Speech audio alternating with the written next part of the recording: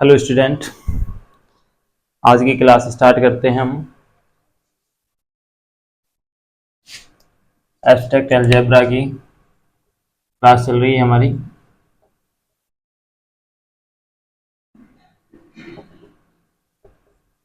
Abstract algebra, इसके अंदर हमने कुछ शायद ऑर्डर पढ़ लिया था, ऑर्डर ऑफ एलिमेंट।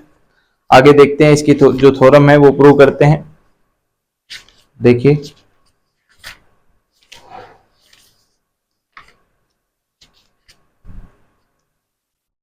हमने पढ़ लिया था ऑर्डर, और ऑर्डर के ऊपर एक हमने एग्जाम्पल भी सोल्व किया था। अब थ्योरम देखिए क्या है। थ्योरम फर्स्ट स्टेटमेंट लिख रहे हैं यहाँ पे।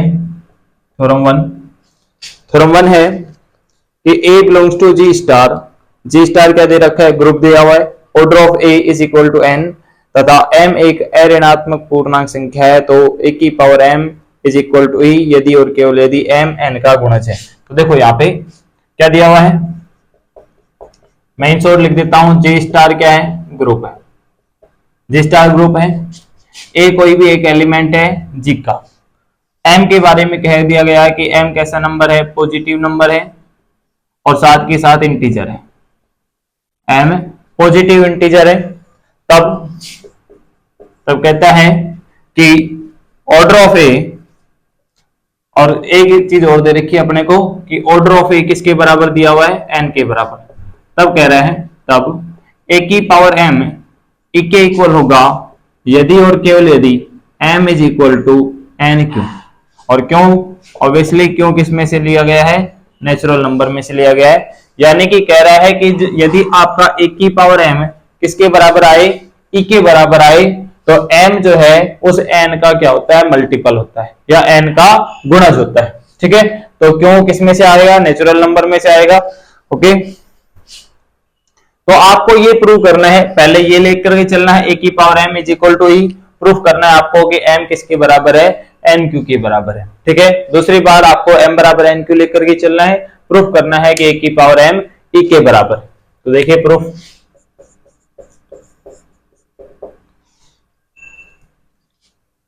गिवन,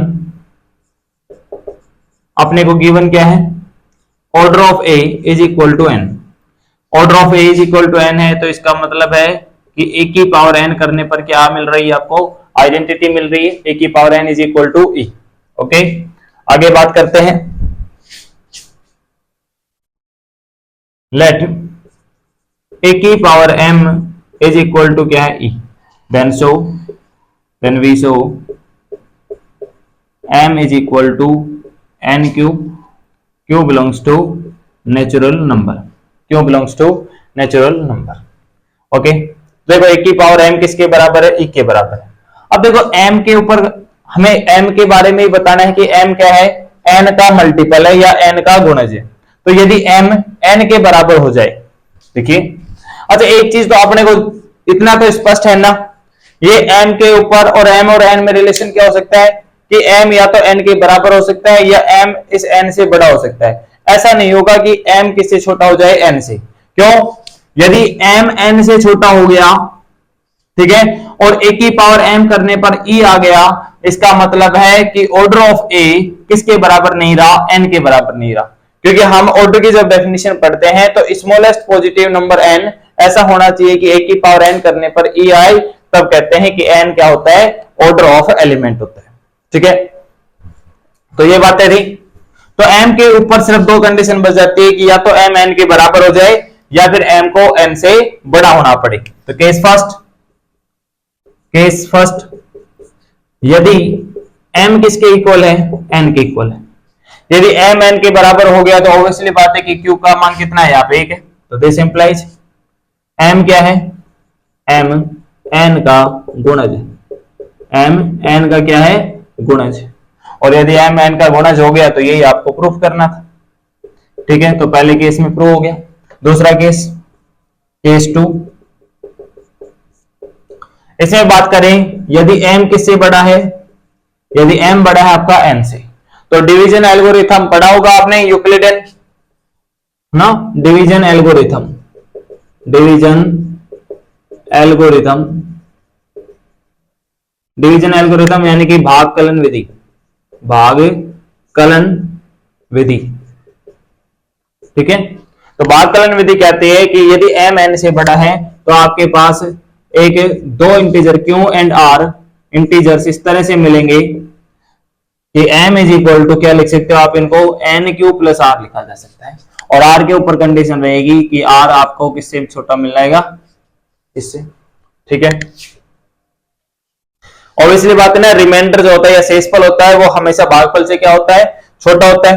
तो देखो ये m is equal to N Q plus R है, तो इनको ऐसा लिख सकते हैं, इसको लिख दिया हमने a की पावर m, और इधर भी a की पावर लिखते हैं इसको एन क्यू प्लस आर। इधर आपने लिख दिया a की power N Q into a की पावर r, या स्टार लिख सकते हो आप इसको, और यहाँ पे क्या है आपका a की पावर m। हम लेकर के चल रहे हैं कि a की पावर m आइडेंटिटी के इक्वल है, तो ये आइडेंटिटी हो गया। इसको लिख दिया मैंने a की पावर n और इसकी पावर q, और ये हो गया a की पावर r। ऑब्वियसली बात है, यहाँ पे r की जो कंडीशन चलती आ रही है वो थ्रू आउट चलती रहेगी।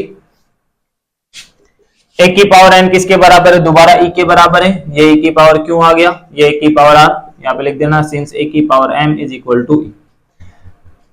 तो e को कितनी भी बार ऑपरेट कराया जाए तो हमेशा रिजल्ट क्या आता है, आइडेंटिटी आती है, यानी कि e आ गया, a की पावर r आ गया, और आइडेंटिटी को किसी एलिमेंट से ऑपरेट कराते हो तो ये आता है, तो a की power r is equal to आ गया e।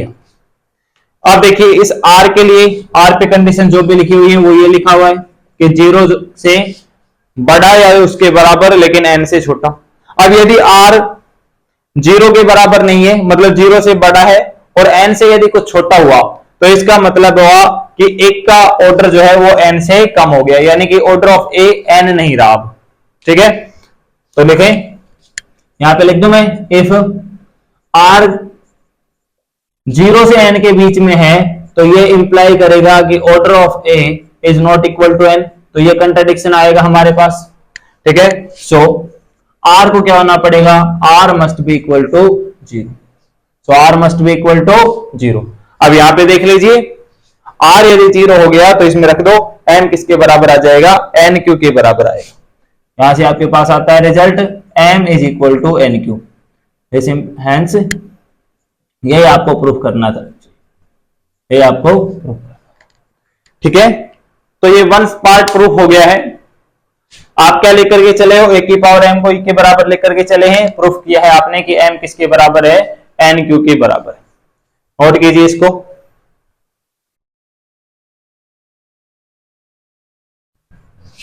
चले आगे,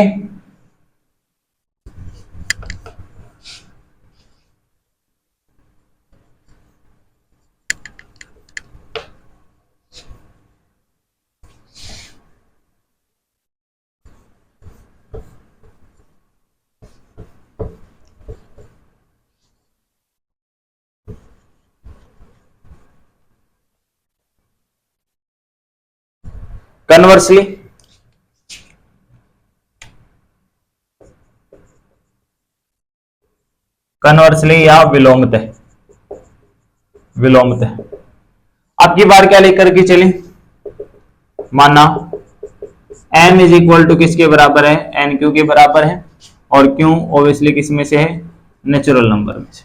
तब हमें प्रूव करना है कि a की पावर m किसके बराबर आ जाए, e के बराबर आ जाए। तो देखो a की पावर m, इसको लिख ले, इसको लिख लिया आपने, a की power m is equal to a की पावर n, यानी कि इन दोनों नंबर्स को सेम नंबर के पावर की फॉर्म में लिख दिया। तो देखो ये a की पावर m, ये a की पावर n, और इसकी पावर क्यों लिखा जा सकता है इसको, और a की पावर n किसके बराबर है, a की पावर n यानी कि किसके बराबर है, आइडेंटिटी के बराबर है, क्योंकि ऑर्डर दिया हुआ है आपको। तो यहां से आ गया e और e की पावर क्यों, यहां पे लिख सकते हैं since order of a is equal to n। A की पावर क्यों, e को कितनी भी बार ऑपरेट कराओ तो क्या आएगा, आइडेंटिटी आएगा। और इधर क्या चल रहा है अपना लेफ्ट साइड में, ए की पावर m, यही अपने को प्रूफ करना था। ठीक है, तो दोनों ही कंप्लीट हो गई थ्योरम, नोट कर लीजिए। एक आपसे रिक्वेस्ट है कि भाई हम आपके लिए इतनी लगातार मेहनत कर रहे हैं, तो आप भी थोड़ा सा चैनल को प्रमोट कीजिए, है ना, अपने दोस्तों के साथ शेयर करो, है ना, जो भी बीएससी करने वाले हैं ना, ताकि वो भी अपनी रेगुलर क्लास ले सके। थ्योरम 2 क्या कह रही है, देखो थ्योरम सेकंड है आपकी कि किसी भी परिमित ग्रुप के प्रत्येक अवयव की कोटि परिमित होती है। यानी कि ग्रुप कैसे दे रखा है आपको, फाइनाइट दे रखा है, तब कह रहे हैं कि प्रत्येक अवयव की जो कोटि होगी वो भी कैसी होगी, फाइनाइट होगी, तथा यह या तो ग्रुप की कोटि के बराबर होगी या उससे कम होगी। जी कैसा ग्रुप दे रखा है आपको, जी इज फाइनाइट, जी कैसा दे रखा है, फाइनाइट ग्रुप या फिर परिमित समुच्चय, परिमित ग्रुप दिया हुआ है आपको, ठीक है, फाइनाइट ग्रुप कह रहा है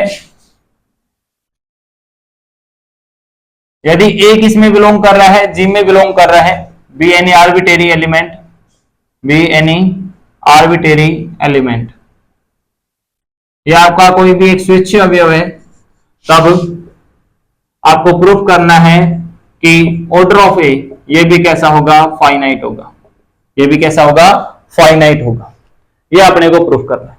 order of G finite, order of G का मतलब है कि जी में कितने अवयव है, तो जी में अवयवों की संख्या क्या कहलाती है, आपका ऑर्डर ऑफ ग्रुप कहलाता है। ठीक है, चले आगे, ये प्रूफ करना। अच्छा, दूसरी चीज एक और साथ है, ऑल्सो एक चीज और प्रूफ करनी है आपको कि जो एलिमेंट का ऑर्डर है वो ग्रुप के ऑर्डर से हमेशा क्या रहेगा, या तो छोटा रहेगा या उसके बराबर रहेगा। ठीक है, या तो उससे छोटा या उसके बराबर। देखिए अब प्रूफ, माना ये फाइनाइट दे रखा है तो कोई भी एक फाइनाइट नंबर मान लीजिए, let order of G is equal to N, order of G is equal to N, ये आपने लेकर के चल रहे हो, ग्रुप का ऑर्डर कितना है, एन के बराबर है। क्लियर है, then we show order of A is less than equal to, order of A is less than equal to N, ये आपको प्रूफ करना है। ठीक है,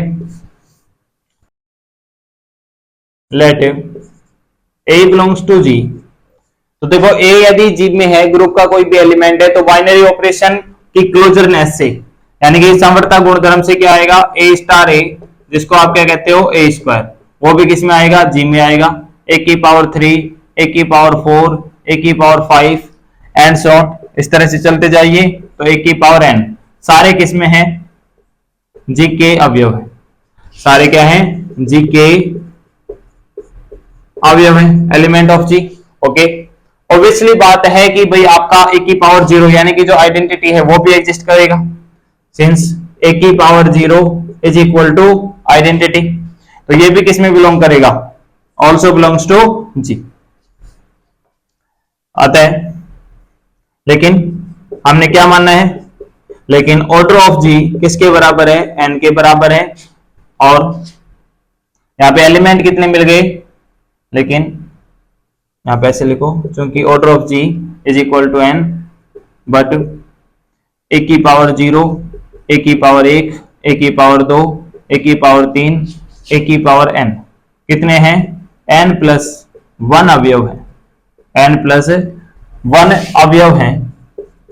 ठीक है, आते आते देखो, जब आपके पास ग्रुप का ऑर्डर एन है और एलिमेंट एन प्लस 1, यानी कि ये सारी तो बाइनरी ऑपरेशन है। देखो ए यदि आपने जी में से लिया है तो ए की पावर 2, ए की पावर 3, ए की पावर 4, ए की पावर 5, सारे के सारे क्या आएंगे, इसी जी के अंदर आएंगे एलिमेंट, क्लोजरनेस प्रॉपर्टी से, समवर्तता गुणधर्म से।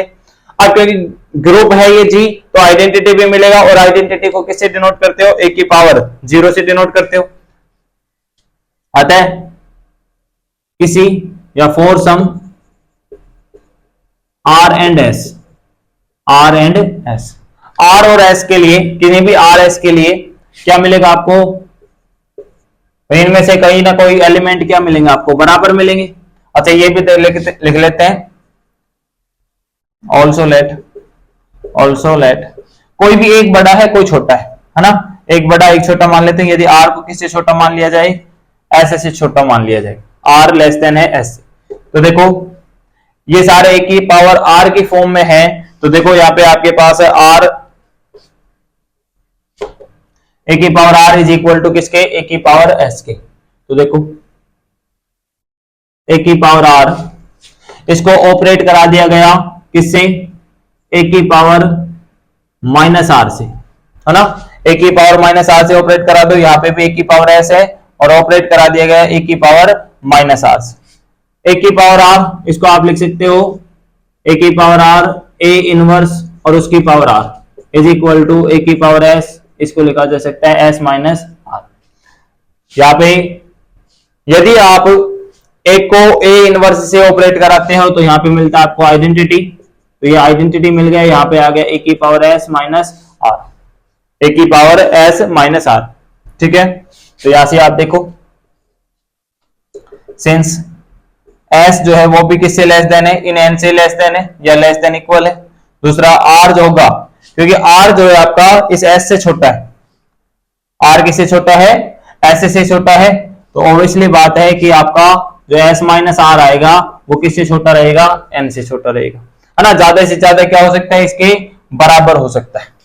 सो यहां से आपको मिल गया ए की power order of A is less than equal to S minus R, less than equal to S minus R, और एस माइनस आर खुद किससे छोटा है, एन से। तो यहां आया आपके पास ऑर्डर ऑफ ए, एन क्या है, ग्रुप का ऑर्डर है, तो ये आ गया आपके पास ऑर्डर ऑफ जी। क्लियर है, ओके। दोबारा इसे रिपीट करें, क्या दिया हुआ है, देखो अपने को जी फाइनाइट ग्रुप दे रखा था, तो ऑर्डर ऑफ जी कितना लेकर के चल रहे हैं, एन लेकर के चल रहे हैं। अपने को दिखाना है कि जो एलिमेंट का ऑर्डर है वो ग्रुप के ऑर्डर के या तो बराबर होना चाहिए या उससे छोटा होना चाहिए, यानी कि ये चीज अपने को प्रूफ करनी थी। एक एलिमेंट ए जी में से है, ठीक है, तो बाइनरी ऑपरेशन की क्लोजरनेस प्रॉपर्टी क्या कहती है, यदि ए जी में है तो A star A, that means A square वो भी किस में होना चाहिए, जी में। इसी तरह ए की पावर 3, ए की पावर 4, ए की पावर 5, ए की पावर एन, सारे किसके अवयव है, जी के अवयव है। लेकिन साथ के साथ ये भी है कि अपने पास ग्रुप का जो ऑर्डर है वो कितना दिया हुआ है, एन दिया हुआ है। लेकिन जब ए स्क्वायर, ए की पावर 3, ए की पावर एन सारे जी में एलिमेंट है और जी ग्रुप दे रखा है, तो कहीं ना कहीं उसकी आइडेंटिटी भी मिलेगी। ओके, तो आइडेंटिटी को लिखते हैं हम ए की पावर 0 से, तो ए की power 0 is equal to E is also belongs to G. तो यदि कुल अवयव देखे जाए यहाँ पे, तो देखो एन अवयव तो ये हो गए और एक अवयव ये हो गया, तो टोटल कितने एलिमेंट मिल गए यहाँ पे, एन प्लस 1। लेकिन अपने पास ग्रुप का ऑर्डर एन के बराबर है, तो इसका मतलब है कि आपने जो ये एलिमेंट बनाए हैं ए की पावर 0, ए की पावर 1, 2, 3, 4, एन, एन प्लस 1, जितने भी ये एलिमेंट बनाए हैं उनमें कम से कम 2 अवयव ऐसे होंगे जो आपको बराबर मिलेंगे, क्योंकि सारे एलिमेंट एक की कुछ ना कुछ पावर के रूप में है। तो आर और एस 2 नंबर इस तरह से सेलेक्ट कर लिए कि ए की पावर आर किसके बराबर है, ए की पावर एस के बराबर। अब क्योंकि आपने यहाँ पे सभी आर और एस सेलेक्ट अलग अलग किए हैं, तो आर पे और एस पे कंडीशन लगा सकते हैं कि आर छोटा ले सकते हैं और एस बड़ा, या फिर आप एस छोटा आर बड़ा ले सकते हो, जैसा मन करे वैसा ले लेंगे। आर किससे लेस देन लिया है आपने, एस से लेस देन लिया है। उसके बाद क्या किया आपने, दोनों तरफ ए की पावर माइनस आर, इससे ऑपरेट करा दिया, इससे लेफ्ट ऑपरेट राइट ऑपरेट करा है, इधर भी राइट ऑपरेट करा दो। यहां से आपके पास मिल गया ए की पावर आर, यहां पे मिल गया आपको ए की पावर इनवर्स की पावर आर, ठीक है। आप इसको लिखा जा सकता है एक, इसको आप थोड़ा सा यदि ये चीज समझ में नहीं आ रहा तो आप ऐसे लिख सकते हो, देखो ए की पावर आर और यहाँ पे ए की पावर इनवर्स और उसकी पावर आर, तो दोनों का पावर सेम है, तो हम लिख सकते हैं ए इनवर्स और इसकी पूरे की पावर आर, और ये क्या बना देगा, आइडेंटिटी, और आइडेंटिटी की पावर आर जो होती है वो किसके बराबर होती है, आइडेंटिटी के बराबर, ठीक है। तो यहां से मिल जाएगा आपको आइडेंटिटी एलिमेंट, और ये आ गया ए की पावर एस माइनस आर। तो देखो यहां से क्या मीनिंग निकला, यदि आपने कहीं पढ़ा है, मैंने पढ़ा है ये, यदि ए की पावर एम आइडेंटिटी के बराबर है तो ऑर्डर ऑफ ए किससे लेस देन होता है, एम से लेस देन होता है या एम के इक्वल होता है। जब तक हमें ये ना कहा जाए कि ये एम स्मॉलेस्ट नहीं स्मॉलेस्ट है, तब तक हम यही कहेंगे कि order of A less than equal to M. Clear, order of A is equal to M कब कहेंगे, जब एम क्या हो, स्मॉलेस्ट नंबर हो जिसके लिए ये कंडीशन होल्ड हो रही है, ठीक है, तब तो कह देंगे कि ये m इसका ऑर्डर है, अदरवाइज नहीं। ठीक है, तो s किससे लेस देन है, n से लेस देन है, तो यहां से मिला आपको कि order of a less than equal to s minus R, और चूंकि s n से लेस देन है और r किससे छोटा है, s से छोटा है, तो s माइनस आर जो होगा उस पर मैक्सिमम कंडीशन यानी कि क्या अपर बाउंड क्या मिल सकता है उसका, n मिल सकता है। ठीक है, n से ज्यादा नहीं हो सकते, तो ऑर्डर ऑफ a आपके पास less than equal to n आ जाएगा। क्लियर है, आया सबको समझ में? चले आगे। अच्छा, एक चीज और प्रूफ करनी है अपने को, क्या प्रूफ करना है? ठीक है, ऑर्डर ऑफ ए फाइनाइट मिल गया और order of A less than equal to 0, यही मिला। ठीक है, यही आपको प्रूफ करना है, और एस माइनस आर फाइनाइट था, तो अपनी थ्योरम अपने प्रूफ हो जाती है यहीं पे। ठीक है, चलिए आगे।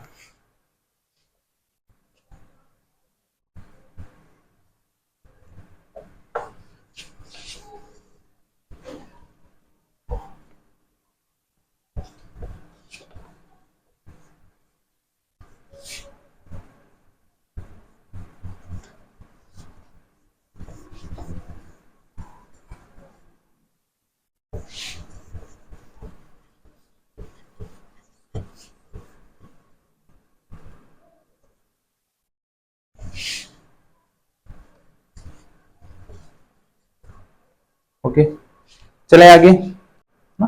चलिए नेक्स्ट थ्योरम करते हैं, थ्योरम नंबर 3। थ्योरम 3 कहती है कि ग्रुप में किसी अवयव की कोटि सदैव उसके प्रतिलोम की कोटि के समान होती है। यानी कि आपको दे रखा है ए कोई भी ग्रुप का एलिमेंट है, A belongs to G, then prove करना है अपने को order of A is equal to order of A inverse. Order of A is equal to order of A inverse, ये अपने को प्रूफ करना है। तो देखिए छोटा सा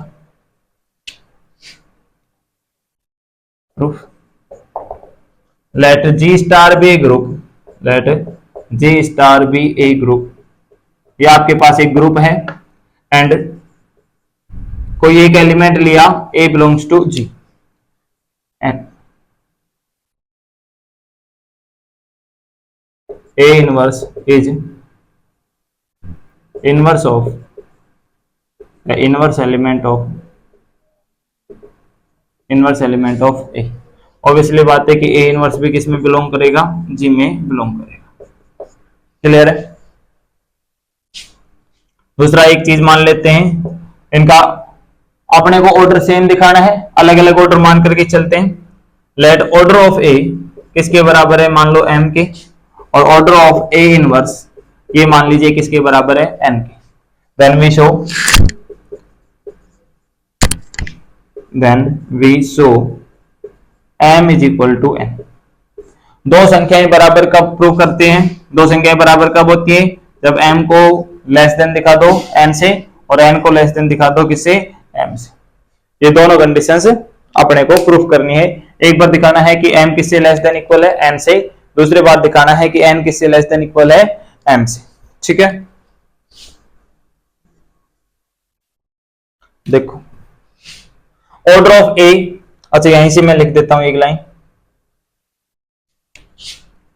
इसको मैं बाद में लिखूं ना।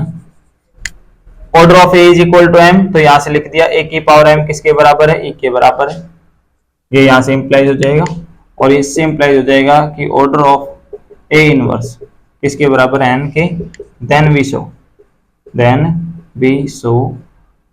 m is equal to n, m is equal to n, ये हमें शो करना है। ठीक है, तो देखिए सिंस a की पावर m किसके बराबर है, अपना e के बराबर।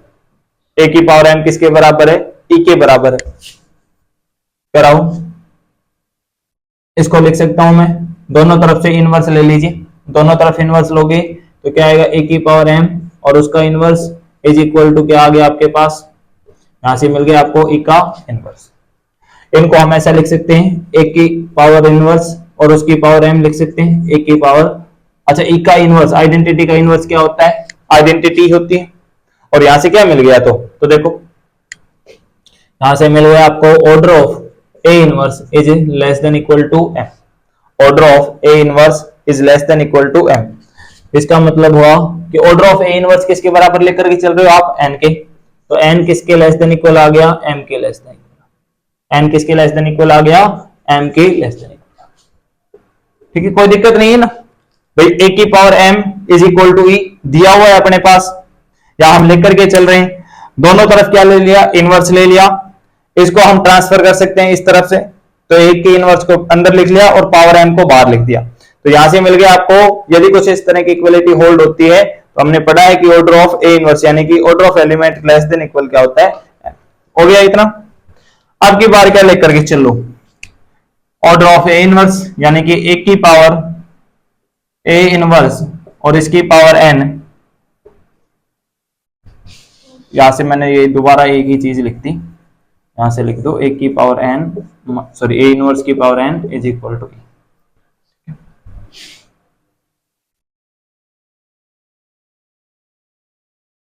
ए इनवर्स की पावर एन, इसको लिख दिया हमने ई। कोई दिक्कत है यहां तक? वही काम करना है, दोबारा से इनवर्स ले लो दोनों तरफ से।